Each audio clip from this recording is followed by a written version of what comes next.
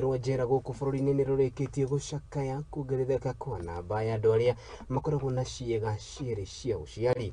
Muteteri wa ihoto cia Ohwo ya njera-ini ya Naivasha Dixon Mwakazi ni augite ati kuri na mawatho maria magirwo ni gukorwo itemi kana gukorwo makirũmbũiyo riria ũhotaya mathie njera ta uria woro ringi mundu gwitwo mumbi wa munyere aratohinyeria ici. Namba ya Ohwo aria me Ciiga Igiri cia Uciari ni ongerekete guku bururi-ini. Ũũ nĩ kũringana na ndũmĩrĩri ĩrĩa ĩheanĩtwo nĩ rũhonge rwa njera, makiuga nĩ makoretwo makĩgomerwo nĩ mathĩna maingĩ rĩrĩa macira mao makorwo magĩtuithanio. Kũringana na mũtongoria wa mawatho na ihoto cia Ohwo a mutheba ũyũ njera-inĩ ya Naivasha Dixon Mwakazi, rũhonge rũrũ nĩ rwanjĩtie gũthomithia njĩra cia gũikarania nao. Mwakazi ũrĩa ũraragia thĩinĩ wa njera ya Naivasha atarĩirie mwaka mũhĩtũku kwarĩ na Ohwo aya 6,000 arĩa marekereirio na bodi.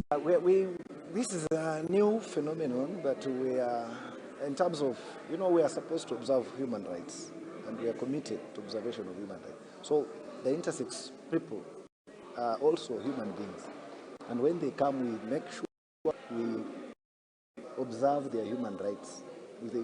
They are protected by the law just like anybody else. First time, Justice Defenders has been training, and already 6,000 prisoners have benefited by prosecuting their cases and been released.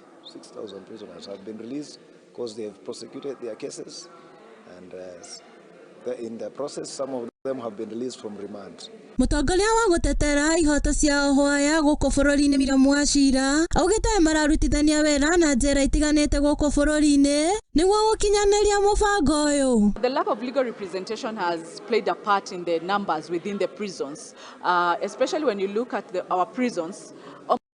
Populations are remandees. These are people undergoing their trials. So you find some, they do not even apply for bail, or when they applied for bail, they are given high bails.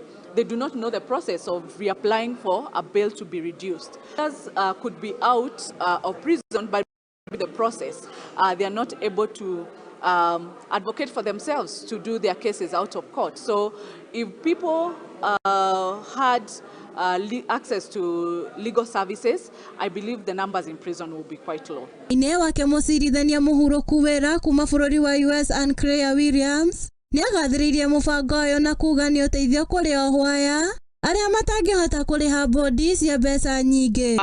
Paralegals to assist them is extraordinary, it is necessary, it is important, and that's why we're here. The fact that people don't understand their rights.